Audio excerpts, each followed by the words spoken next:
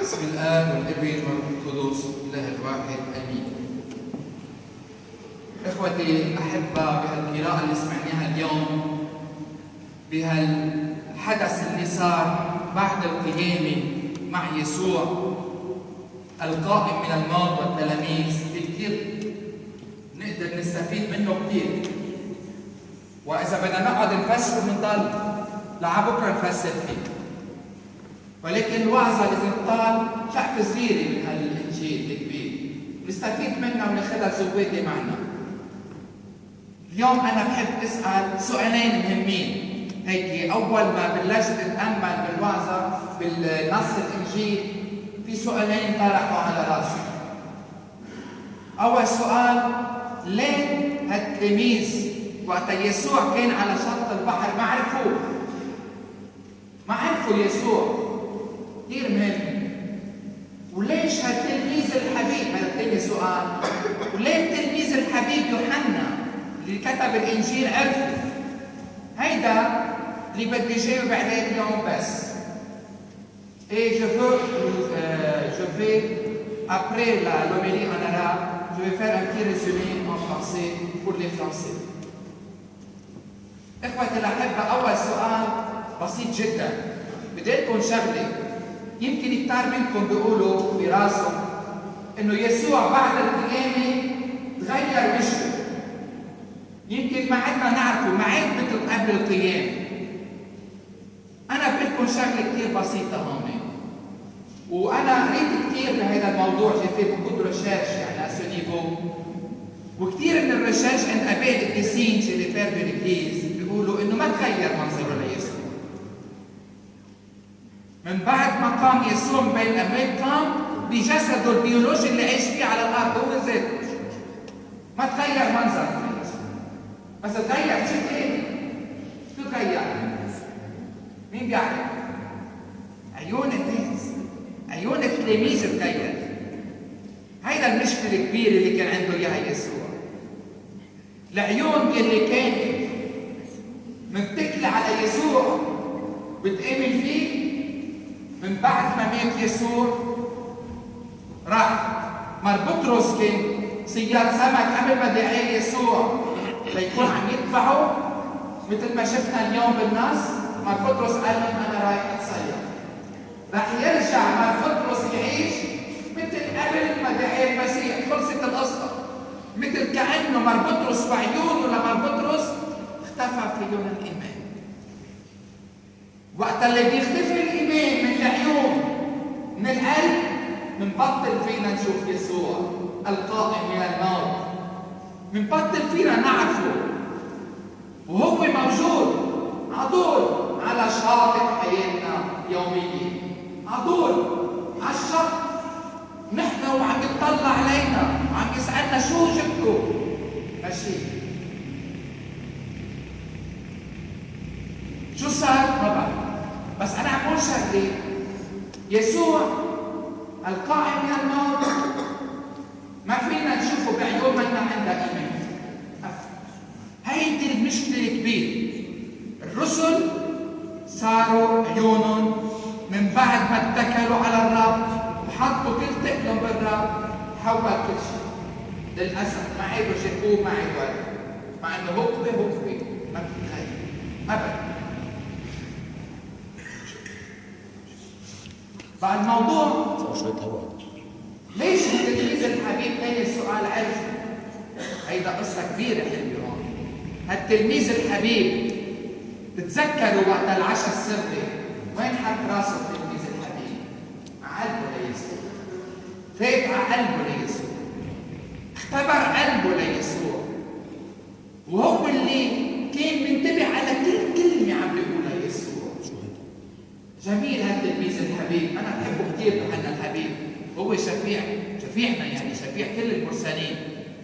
فهيدا الموضوع قد ما حط يوحنا الحبيب راسه على قلب يسوع وسمع له كل كلمة وكتب له كل كلمة بإنجيله، صاروا عيونه عيون النسر. تتذكروا مرة تطلع عيون النسر. عيون هو بيسموه بالأحرى، هو صورته التوتال تبع يوحنا الحبيب هو النسر. كل إنجيل عنده صورة أعطيني إياها، صورة يوحنا الحبيب، صورة عيون النسر. هو العيون اللي قدرت تعرف يسوع لأنه كان مشبع من قلب يسوع. غاية من كل الوعظ فنحن نكون عم نشوف يسوع بحياتنا اليومية ويشيلنا من التعاسة واللي نحن فيها، ويشيلنا من الحزن، ويشيلنا من الحسد ومن خطايانا، ويقلنا هون سدوا الشبكة هون بتلاقوا نسمع صوته ونعرف إرادته شو هي. بسيط جدا، نحب يسوع، ننغرم بكلام يسوع، كل يوم نقرا الإنجيل، نخلي كلمة الله على طول بقلوبنا فنقدر إذا ظهر يسوع القائم من الموت بحياة الله مطرح من حياتنا نعرف شو مشيئته ونطبقها بحياتنا، نربح الملكوت. هال 153 سمكة اللي اصطادوهم الكبار بالنسبة للرسل كانت كل الشعوب الأرض، كانوا بالنسبة لهم شعوب الأرض 153 شعب موجودة هاليوم بالنسبة لهم حسب معرفتهم بهذيك الوقت، وهو قدروا اصطادوا كل الشعوب للكنيسة لأنه عيونهم صار فيها عيون إيمان من قلب الإنجيل، من قلب الإنجيل. هيدا كل شيء بحب لكم إياه. سؤالين مهمين كثير مهمين، حطوا قلبكم على الإنجيل كل يوم فتكتشفوا يسوع وإرادة يسوع. La lecture de l'Évangile de ce 4e dimanche du temps pascal où le Christ ressuscité se manifeste pour la 3e fois à ses disciples nous mène à bien méditer la grande question suivante. Pourquoi les disciples ne discernèrent pas la face du Christ ressuscité? Mais les disciples ne savaient pas que c'était lui. C'est ça le verset. Après une profonde méditation, nous pouvons tirer la raison majeure qui a empêché les disciples de connaître la face de Christ ressuscité. Je suis sûr et certain que la face de Jésus après sa mort n'a pas changé. C'est une interprétation des prêtres de l'Église. Mais pour qu'elle soit discernée, les disciples ont besoin d'avoir des yeux de foi très puissants comme les yeux d'un être. Malheureusement, Pierre, la tête des disciples, et à sa suite, tous les disciples retournèrent à leur première profession avant leur décision de suivre Jésus. C'est un signe de désespérance totale. Leurs yeux, dans ce cas, ne pourront jamais voir le Seigneur. Des yeux sans foi ne peuvent jamais discerner ni la face du Seigneur, ni sa volonté, et par le fait même ne peuvent être comblés de son bonheur éternel.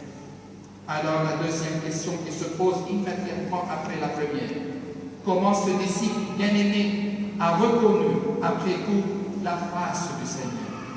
Une profonde contemplation de cette scène si émouvante nous amène à conclure que le Christ ressuscité est toujours présent sur le rivage de notre vie. Il est là avec nous et pour toujours l'Emmanuel. Sa présence n'est pas passive, mais elle s'active par nous et en nous à condition que nous discernions sa face et sa voix dans notre vie quotidienne. Le disciple bien-aimé, Saint Jean, avait une relation intime, pleine d'amour avec Jésus-Christ. Lui qui a posé sa tête sur le cœur de Jésus lors de la dernière scène d'amour avec les saints apôtres. Il était attentif à la moindre parole qui sortait de la bouche du Seigneur. Il était attiré par chaque mouvement que le Seigneur a effectué dans ce monde. Il était imbibé par l'évangile du ressuscité. La puissance de la parole divine en lui l'a donné des yeux d'apôtre, son totem ecclésial, pour discerner avant tout ses autres frères la face du Seigneur. Avant tous ses autres frères, la face du Seigneur. Voici le mot de passe pour discerner la face du Seigneur et écouter clairement sa volonté divine au milieu du désordre moral de notre société. Soyons toutes et tous les amis intimes de l'Évangile lisons personnellement et surtout en famille l'évangile du jour et faisons un petit échange spirituel.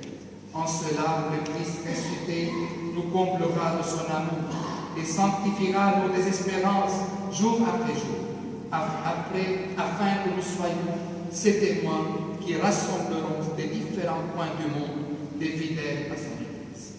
Donne-nous, Seigneur, la grâce d'être des amis quotidiens de la Sainte Évangile, afin de votre Saint Évangile, afin de discerner quotidiennement ta face et ta volonté divine dans ce monde, et que, en tant que disciples de ton cœur sacré, nous serons des bons évangélisateurs pour rassembler de plus en plus des fidèles qui te loueront à jamais. Amen. Alléluia.